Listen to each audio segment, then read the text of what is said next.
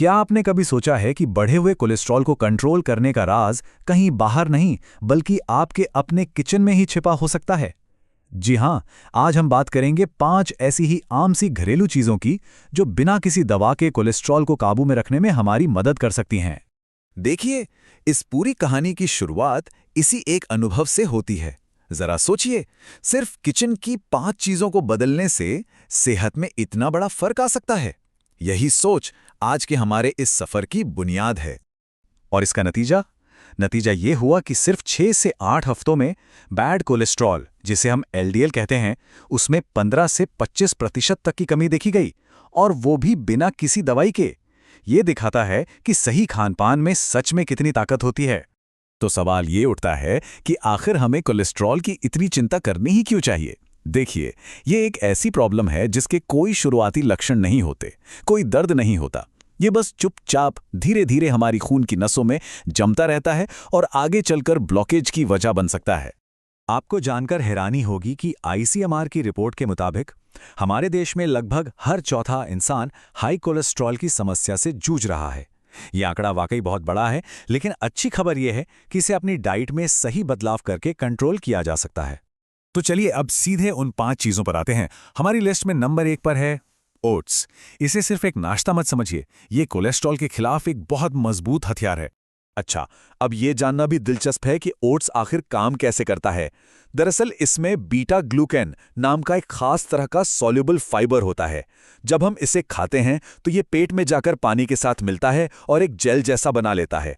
ये जेल फिर bad cholesterol को अपने में फंसाकर शरीर से बाहर निकाल देता है। लेकिन यहाँ एक बात का ध्यान रखना बहुत बहुत जरूरी है। बाजार में मिलने वाले पैकेट बंद, प्रोसेस्ड या मसाला ओट्स से हमें बचना है। हमें या तो स्टील कट ओट्स लेने हैं या फिर रोल्ड ओट्स। असली फायदा आपको इन्हीं से मिलेगा। अब आते हैं अपनी लिस्ट की दूसरी और तीसरी चीज पर, जो हम सबके किचन में हमेशा मौजूद रहती हैं, दालें और मेथी दाना। यकीन मानिए, ये सिर्फ खाने की चीजें नहीं, एक तरह से औषधि हैं। हमारी दालें कोलेस्ट्रॉल पर डबल अटैक करती हैं। एक तो इनमें सॉल्युबल फाइबर होता है जो कोलेस्ट्रॉल को पकड़ लेता है, और दूसरा इनमें प्लांट स्टेरॉल्स होते हैं जो कोलेस्ट्रॉल को शरीर में एब्जॉर्ब होने से ही रोकते हैं। तो दिन में 1 कटोरी चना, मूंग, मसूर या राजमा जरूर खाएं। और मेथी का इस्तेमाल तो और भी आसान है। बस रात को 1 से 2 चम्मच मेथी दाना 1 गिलास पानी में भिगोकर रख दें। सुबह उठकर सबसे पहले वो पानी पी लीजिए और फिर बचे हुए दानों को खूब चबा चबा कर खा लीजिए।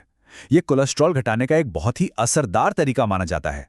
हमारी लिस्ट में चौथी और 5वीं चीज हैं अलसी के बीज और लहसुन। ये दोनों दिखने में भले ही छोटे हों, लेकिन इनके फायदे बहुत बड़े हैं। अलसी तो जैसे एक ऑलराउंडर है। ये 3 तरीकों से काम करती है। इसमें मौजूद ओमेगा 3 फैटी एसिड हमारी खून की नसों की सूजन कम करता है।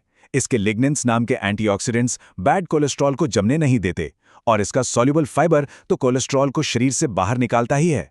अब बात करते हैं लहसुन की। लहसुन का जो सबसे पावरफुल कंपाउंड है वो है एलिसिन। लेकिन एक बात है, ये तभी एक्टिवेट होता है जब आप लहसुन की कलियों को काटते या कूटते हैं और उसे 5 मिनट के लिए हवा में छोड़ देते हैं।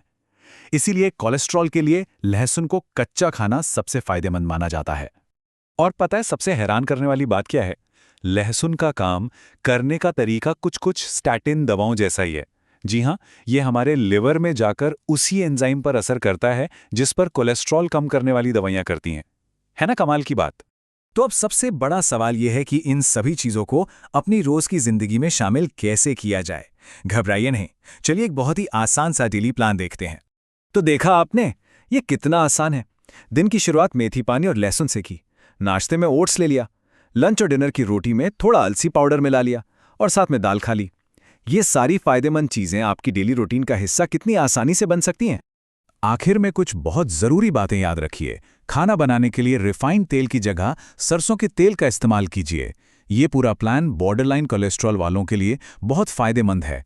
लेकिन अगर आपका कोलेस्ट्रॉल लेवल बहुत ज्यादा है तो प्लीज डॉक्टर की दी हुई दवा को अपने आप बंद मत कीजिए, और कोई भी बड़ा डाइट चेंज करने से पहले एक बार अपने डॉक्टर से सलाह जरूर लीजिए।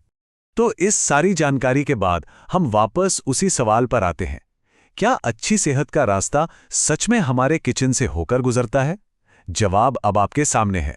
अपनी सेहत की चाबी अपने हाथों में लीजिए और इसकी शुरुआत अपने किचन से ही कीजिए।